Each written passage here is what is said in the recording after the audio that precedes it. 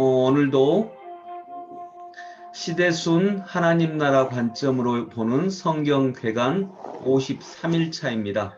오늘은 오바댜 1장. 오바댜는 1장밖에 안 됩니다. 오바댜는 구약 성경에서 가장 짧은 책입니다. 오바댜 시편 137편, 예레미야 52장 28절부터 30절, 에스겔 33장 1절부터 20절, 그리고 에스겔 34장, 35장, 36장, 37장, 38장 이렇게 보도록 하겠습니다. 네, 오바댜의 중심, 하나님 나라 관점으로 보는 중심 주제 같이 읽어볼까요? 오바댜, 에돔의 심판과 이스라엘의 회복입니다. 오바댜는 에돔을 이웃 나라에 대한 심판에 대한 예언도 많이 있잖아요. 그 중에 특별히 오바댜는 에돔을 다룹니다. 에돔은 조상이 누구죠? 에돔. 예, 에돔이니까 야곱의 형이 누구죠? 에서. 에서의 후손이 에돔입니다. 또 신약에서는 에돔을 어떻게 부르냐면요. 이두메라고 부릅니다. 이두메. 에돔, 이두메 발음이 비슷하죠? 네. 신약에서는 이두메라고 부르고 이두메 사람이 누구냐면 예수님 시대 때 헤롯 왕이 이두메 사람입니다. 즉 헤롯 왕이 에돔 족속이죠. 이 에돔에 대한 심판 그리고 이스라엘의 회복을 이야기한 예언서 오바댜입니다. 또 하나 이방의 심판을 이야기한 성경이 있죠. 니느웨, 즉 아수르의 심판을 이야기한 책이 나훔입니다. 나훔. 아수르의 회복을 위해서 파견된 예언자는 요나입니다. 요나는 아수르의 회복, 구원. 나훔은 아수르의 심판과 멸망. 오바댜는 에돔의 심판과 이스라엘의 회복을 이야기합니다. 자, 시편은 하나님 나라 백성의 다양한 신앙 경험. 자, 예레미야의 중심 주제도 같이 읽습니다. 예루살렘의 멸망과 새 언약의 소망. 에스겔도 같이 읽습니다. 심판과 새 성전을 통해 하나님 나라의 회복을 소망. 네. 예레미야는 새 언약을 이야기하고 있고요. 에스겔은 새 성전을 말을 하고 있습니다. 자, 오늘 53일차 본문의 핵심적인 내용은 같이 읽어볼까요? 예루살렘 멸망하고 포로로 끌려가는 회복을 예언하는 예언자들.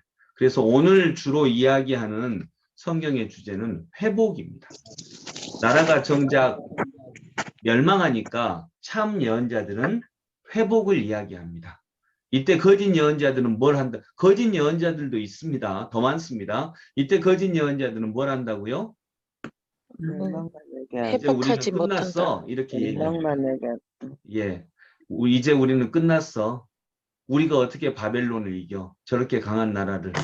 그러면서 이제 우리는 끝났다고 얘기하지만 정작 참 예루살렘이 멸망하기 이전에 우리는 망할 거야 라고 말했던 참 예언자들은 이때부터 다시 회복을 이야기합니다. 자, 오늘 오바댜 1장 에돔의 심판과 이스라엘의 회복. 오바댜는 1장밖에 안 됩니다. 그래서 오늘은 오바댜 전체입니다. 에돔의 심판과 이스라엘의 회복을 다룹니다. 1절부터 14절까지는 절입니다. 장이 아니고 1절부터 14절까지는 남유다의 어려움에 대해 중립을 지킨다고 하며 오히려 기뻐한 에돔에 대한 하나님의 분노입니다. 남유다가 멸망당할 때 에돔은 주변 나라는 다 기뻐합니다.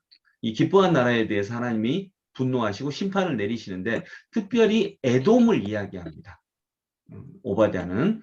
그리고 15절 16절은 에돔과 모든 민족도 똑같이 징벌을 받을 것이다.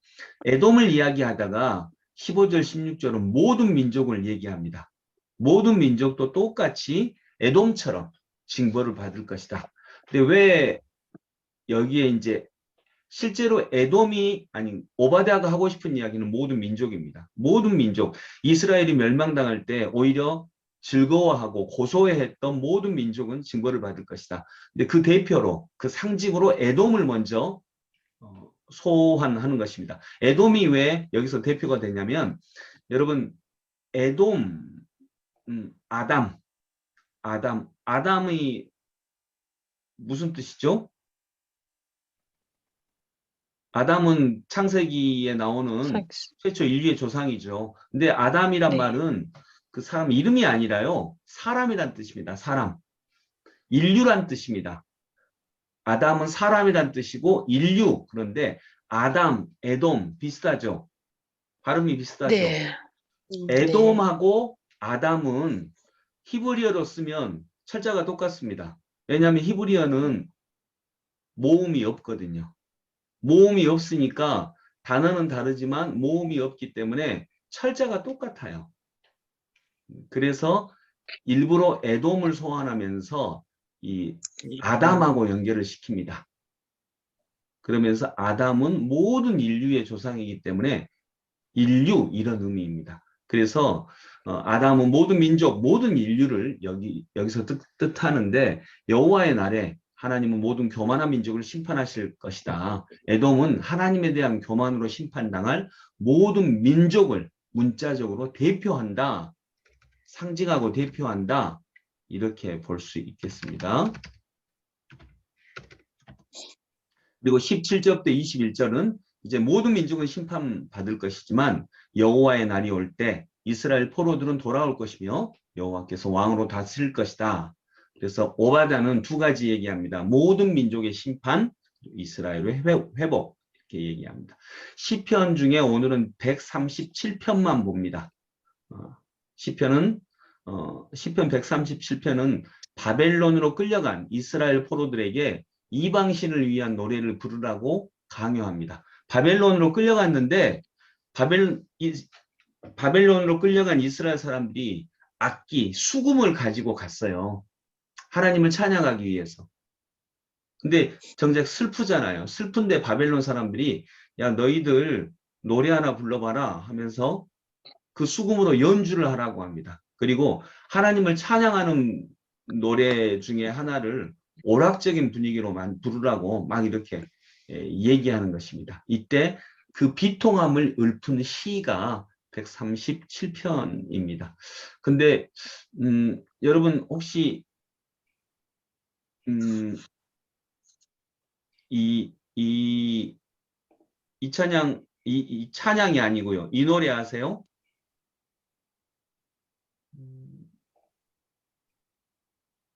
제가 노래를 들려드릴게요.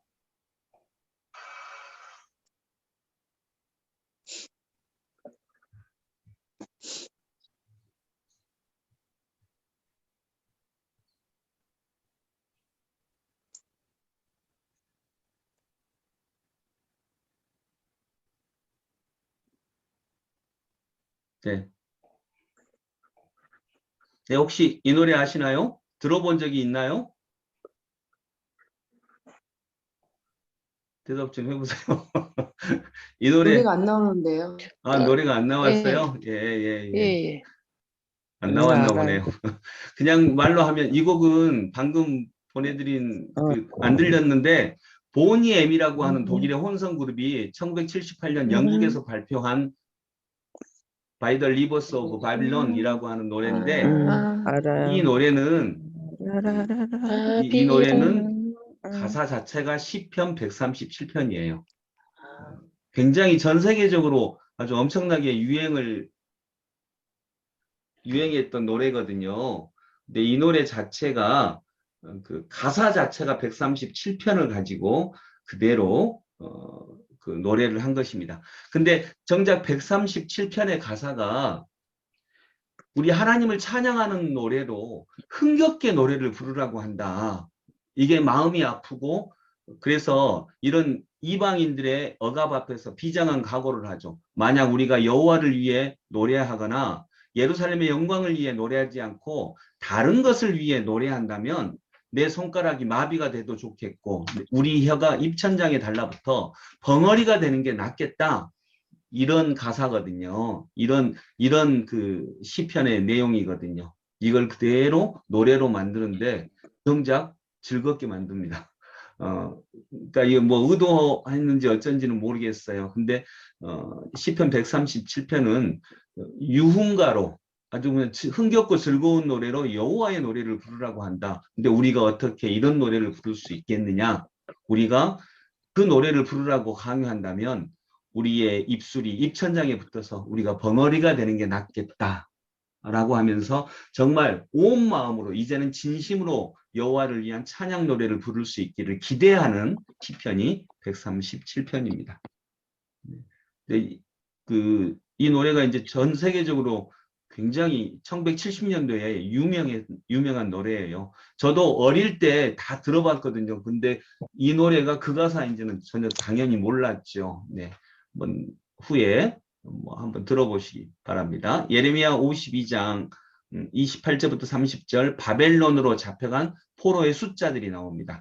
에스겔 33장 1절부터 20절은 이스라엘의 회복을 이야기합니다. 예루살렘 멸망 후에 하나님은 에스겔을 다시 파수꾼으로 세웁니다. 그리고 악한 길에서 돌아서라 이렇게 하나님의 말씀을 전합니다. 34장 회복의 약속, 부정한 목자에 대한 규탄과 질책, 참 목자이신 여호와, 평화의 언약, 그리고 35장 에돔에 대한 심판을 에스겔도 이야기합니다. 36장 이스라엘의 회복, 황폐한 이스라엘 땅에 사람이 살 것이다. 사람이 산다는 건 다시 회복된다는 거죠. 그리고 황폐한 이스라엘 땅에 살아가는 사람들에게 그들에게 새로운 영을 줄 것이다. 새 영을 줄 것이다. 이렇게 말씀하십니다. 37장 마른 뼈의 환상. 이 환상은 들어가 봤죠? 여러분 마른 뼈가 하나님의 바람이 불고 하나님의 말씀이 있자 서로 핏줄이 연결되고 생기가 있고 살이 붙고 해가지고 거대한 군대가 되는 에스겔의 환상이 에스겔 37장 마른 뼈의 환상은 유명한 굉장히 환상이죠. 이것은 지금은 마른 뼈와 같은 이스라엘이 회복될 거다라고 하는 선언입니다. 그리고 37장의 후반절은 두 막대기의 징조, 두 막대기가 하나로 붙는다라고 하는 거죠. 그래서 이걸 통일운동을 할 때, 기독교 통일운동을 할 때 가장 대표적인 상징으로 보았던 것입니다. 이 두 막대기의 상징은 유다와 이스라엘이 통일될 것이다 라고 하는 것입니다. 그래서 망한 유다가 회복될 뿐만 아니라 망한 유다를 넘어서서 망한 이스라엘이 회복될 것이다. 두 나라가 연합할 것이다 라고 하는 것을 에스겔은 또 37장에서 이야기합니다. 그리고 38장, 39장은 마곡 땅의 고구 이스라엘 침공과 여호와의 승리. 이건 이제 어떤 얘기냐면요. 예언입니다. 그리고 환상 속의 예언이거든요. 마곡 땅은 지금의 그 흑해 부근, 이스라엘의 훨씬 위쪽이죠. 흑해 부근에 있는 어떤 그 민족, 그쪽에 있는 여러 민족들을 얘기하는데 마곡, 메색, 두발, 고멜 이런 등등의 민족을 얘기하는데 이들은 마곡 땅의 곡이 누구냐면요. 마곡 땅을 주로 그쪽이라고 봤는데 곡이라고 하는 사람이 일어날 거라는 거예요. 이 곡은 사람 이름이에요. 근데 정확히 누구를 말하는지 모르고 그냥 상상 속의 인물인데 사탄을 상징을 합니다. 어떤 신혼미상의 악한 인물인 곡이라고 하는 인물의 지위를 받아서 이 흑해 근방에 그러니까 아주 먼 북쪽이죠. 아주 먼 북쪽에 있는 코카서스 지방의 민족들이 하나님의 백성들과 전쟁을 벌인다는 것이죠. 그러나 이때 하나님은 그 악의 세력을 단번에 멸하심으로 만민 앞에서 하나님의 권능을 나타내실 것입니다. 라고 38장 39장에서 에스겔은 말합니다. 이 마곡이라고 했지만 코카서스 지방의 민족을 상징하는 단어를 썼지만 아수르, 바벨론 다 북쪽에서 온 나라입니다. 은유적 상징으로 볼 수도 있습니다. 그래서 이 38장 39장은 결국 엄청난 세력을 아무리 강한 세력이라 할지라도 그 모든 사탄의 세력을 이겨내고 하나님의 백성들이 하나님의 은혜로 말미암아 승리할 것이다. 이제 이 얘기라고 보면 되겠습니다. 그래서 오늘 읽었던 모든 본문은요, 이제부터 이스라엘의 회복을 말하고 있습니다. 어제까지는 멸망의 슬픔, 뭐 이런 부분을 얘기했다면 오늘 읽은 본문은 그 후에 이제 이 멸망을 어떻게 해석할 것인가에 대한 이야기로서 하나님께서는 이 멸망한 이스라엘을 반드시 그 은혜 중에 다시 회복하실 것입니다. 라고 말하고 있는 것을 알 수 있습니다. 에스겔 36장 26절부터 28절 같이 읽습니다. 또 새 영을 너희 속에 두고 새 마음을 너희에게 주되 너희 육신에서 굳은 마음을 제거하고 부드러운 마음을 줄 것이며 또 내 영을 너희 속에 두어 너희로 내 율례를 행하게 하리니 너희가 내 규례를 지켜 행할지라. 내가 너희 조상들에게 준 땅에서 너희가 거주하면서 내 백성이 되고 나는 너희 하나님이 되리라. 아멘.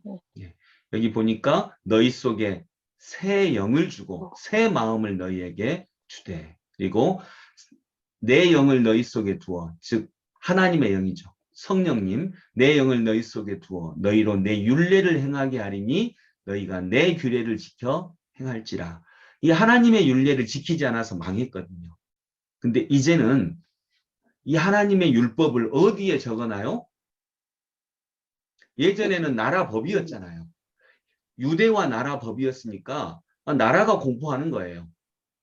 우리나라로 치면 헌법에 적어놔요. 근데 이제 나라가 바뀌었잖아요. 나라가 망했잖아요. 이게 어디에 적어놔야 돼요? 이제는 너희의 마음속에. 너희의 마음속에 하나님의 율례를 적어놓겠다. 근데 그렇게 하시는 분이 누구냐? 성령님. 성령님을 보내셔서 너희의 마음속에 나의 율례를 적어놓겠다. 그래가지고 너희들이 이걸 지키게 해서 회복시킬 것인데, 그러면 너희는 어떻게 되냐면 너희가 내 백성이 되고 나는 너희 하나님이 되리라. 결국 이것이 최종 목적입니다. 여호와가 우리의 하나님이 될 것이다. 이걸 결국 몰랐거든요. 여호와, 애굽이 우리 하나님이고 돈이 우리 하나님이고 바벨론이 우리 하나님이다 라고 생각을 했는데, 결국 이 모든 과정을 통해서 여호와가 우리 하나님이심을 알게 할 것이다. 이것이 이렇게 하시는 최종적인 목적입니다.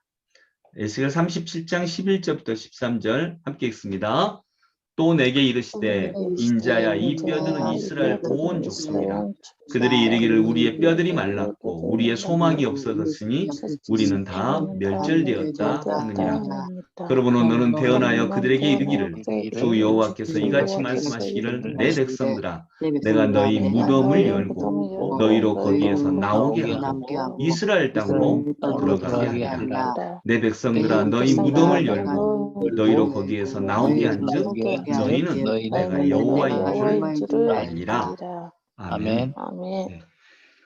이 말씀은 아까 얘기한 마른 뼈들의 환상인데, 여기 이스라엘 온 족속이 말하기를 우리는 이제 뼈처럼 말랐고 우리 소망은 없어졌고 우리는 다 멸절되었다, 이렇게 얘기하는 거예요.